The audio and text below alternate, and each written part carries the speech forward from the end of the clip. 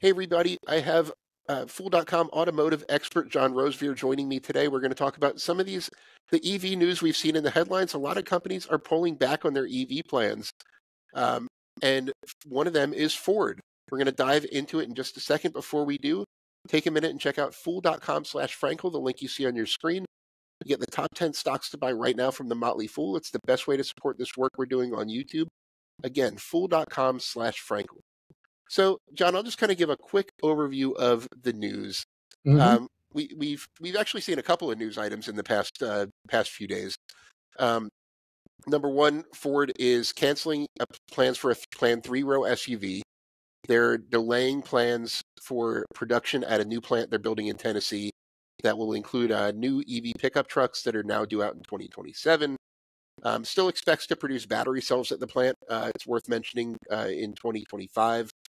And generally speaking, it sounds like Ford's CFO, John Lawler, came out and said that they're kind of pivoting toward a more smaller, affordable vehicle focus rather than, 3-row SUVs and EV pickup. It's really hard to make I have a Ford Expedition. It would be really hard with the existing battery technology to make it go 500 miles. So it presents a lot of logistical challenges. Would triple the weight, for right, starters, and that's already a big vehicle. Yeah. While keeping it light enough to go over most bridges, it would be a big logistical challenge. Mm-hmm. So this is going to cost Ford almost $2 billion, and that sounds like a giant number, and it is. But in the context of how much money Ford spends developing and just on CapEx, should investors be worried about this? Well, I wouldn't be worried, but I'd be paying attention. The thing to understand about Ford's, before we get into the details of the plan, one thing I should say as someone who has watched Ford and talked to Ford and for a while owned Ford for many, many years, this is a company that thinks out loud to some extent. And so it is not unprecedented for them to say, we're going to do X, and then to come out 18 months later and say, actually, we've rethought this. We're going to do Y instead. So in that sense, this isn't completely out of character for Ford, and it isn't, huge red sirens. Oh my God, they've hit some sort of roadblock. They've hit some sort of technological problem. But it is definitely a realignment that they are thinking more that the opportunity, the play for them with EVs is in the lower cost section of the market rather than $60,000, $70,000, $80,000 SUVs. It's going to be $20,000, $30,000, $40,000 smaller vehicles. Yes, because everybody else seems to be aiming at the 60 to 80,000. I mean, Volkswagen came out and finally announced pricing on the ID Buzz, their revival of the electric revival of the microbus from the 1960s, much anticipated product, and you're going to have to spend over 60 grand to get one. And I think that surprised a lot of people who were thinking this was going to be a $40,000 family vehicle.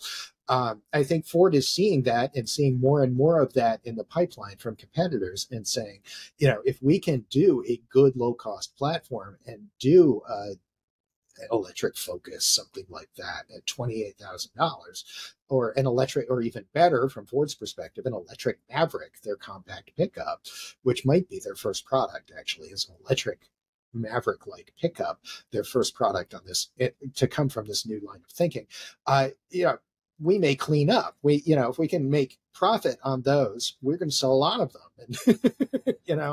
And there's some good thinking there, and it's good that somebody is saying that. What we know about the plan is that they have canceled a so-called 3-row SUV. This was thought to be an electric Ford Explorer, basically.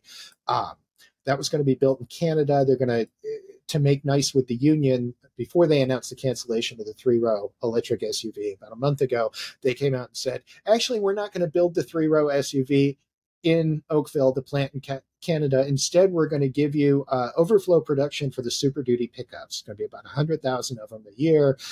We literally cannot make enough right now. They're super duper profitable products. And the union said, all right, yeah, that's fine. So, okay, in this business, avoiding union strife is a huge thing. But then more recently this week, they said, actually, we're not going to build that thing at all. We're going to take a big write-off. It's about $1.9 billion with all the different pieces. Some of that is just accounting write-off, but some of that is real cash cost to cancel this program. I mean, they've got tooling they paid for, or at least tooling they committed to with suppliers. There are probably cancellation fees in there. They will be significant. They're running into 9 figures. That's a hit. That's a hit. They're saying now the upcoming new 3-row SUV will instead be a hybrid. We're going to build it somewhere else, presumably where they build the current vehicles now.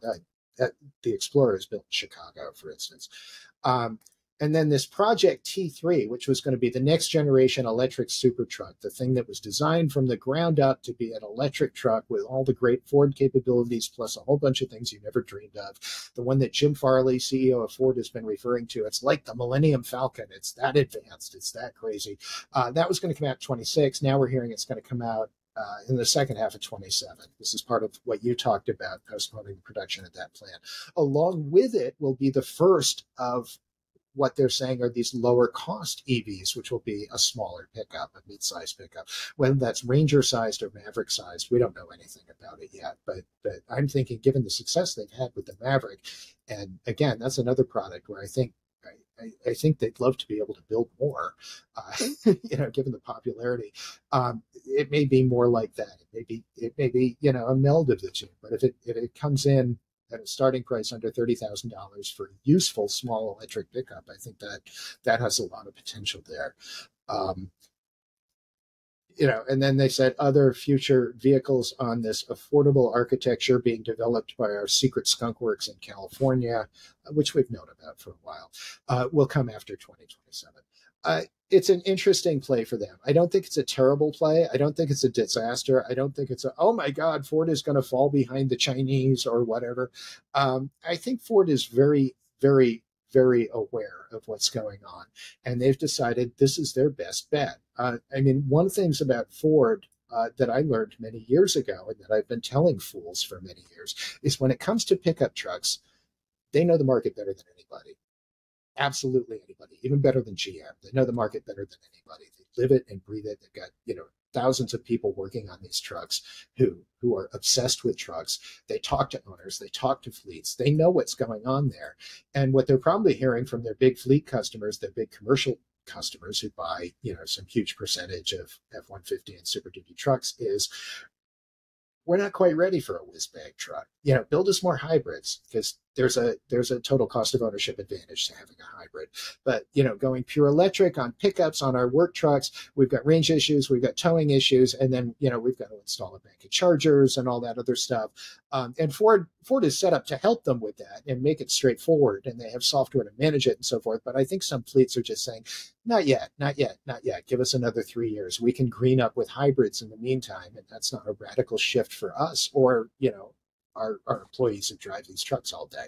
Just feels like a Ford truck. It just gets a little better mileage. So that's what I'm thinking they're thinking. They're going to do a full walkthrough on this at their investor day, which will be probably next spring. So we're going to have to continue to kind of read the tea leaves in here, although I'm sure that Jim Farley and John Lawler would get lots of questions on the Q3 earnings call about all of this, and that may give us more insight. But to back up, I think they are sort of shifting their direction of sale to go more toward what they see are opportunities. They may see a market glut coming in what they were planning to do. I don't like the burning almost $2 billion now. No, of course does. not. But Really. you're right. They don't need to capture the opportunity when it comes to large pickup trucks. They've already captured that. Right. I don't have the exact stats in front of me, but I believe the F-150 is still the top selling vehicle in North America. The F-Series combined is by far. Yes. Yeah, that includes the Super Duties. But yes. And it's not only the best selling, but it's also the most profitable part of Ford's business is these large trucks and SUVs by a significant margin. Now, the $25,000 to $30,000 sedans and mini SUVs, not so much. Ford, the Mustang is actually the only passenger car they sell that's not an SUV these days, for the most part. So they make plenty of money at that, especially when you opt for the V8 and the special trim packages, and true, but your $30,000 Mustang becomes a $60,000 Mustang really quickly, and there's a lot of profit in that. So that's the opportunity is find because people want not everybody. I mean, I live in South Carolina where I can look out the window right here and see a dozen pickup trucks. But not everybody needs that and wants that. You live in much less of a spread out area than I do. People want economy. They want they want to save money, and there's just not a great option for that in the United States right now, and that's where the Not with an opportunity is. So right, not with an EV, certainly. Yeah, I mean, in simple terms, the idea is that they're writing down this 1.9 billion in the hopes it's going to make them 5 billion, 10 billion, whatever down the road by of going after the course. right opportunity. And if that's the case, then it's a great decision. I love the pivot to hybrids. I've been saying for years that's the way that GM and Ford should really focus their efforts right now. I would absolutely buy a hybrid Expedition. Would I buy a fully electric Expedition with today's technology? Probably not. I think they are going after the right opportunity here. Yeah, and that's the thing. I mean, we need to get one big step further down the road with the technology, with battery costs, with something. And again, Ford's leadership is going to have tremendous insight into how that's likely to go over the next couple of years, absent some disruptive breakthrough. Um, and so they're saying, they're talking to their customers, fleet customers and individual customers. They're talking to dealers. They're looking at trends. They're sifting through tons of data, and they're saying, maybe we shouldn't be going full speed on all of this. The question is, of course, whether that will come back to bite them 10 years from now when smaller, different competitors do. I mean, that is always the counter argument. But nobody has really moved into the commercial work truck space with any success yet. None of, whether it's new entrants or established automakers from other parts of the world, nobody's really challenged Ford. I mean, it's Ford, then GM, then a step down Ram. Toyota gets a tiny bit of it. Nissan gets a tiny bit of it. That's really the whole market in the United States. And it's a hugely lucrative market. I want to thank the Motley Fool for sponsoring this video. The Motley Fool is a company that provides investing insight and stock recommendations for investors of all skill sets and risk levels. You all know how much I love researching new stocks and trying to find the next best investment. So I'm proud to partner with the Motley Fool to bring you 10 stock picks from the popular product Stock Advisor. Stock Advisor has beaten the market by nearly 5 times. So go to fool.com/Frankel to get your 10 stock picks now. The Motley Fool Stock Advisor returns are 767% as of July 5th, 2024, and are measured against the S&P 500 returns of 163% as of July 5th, 2024.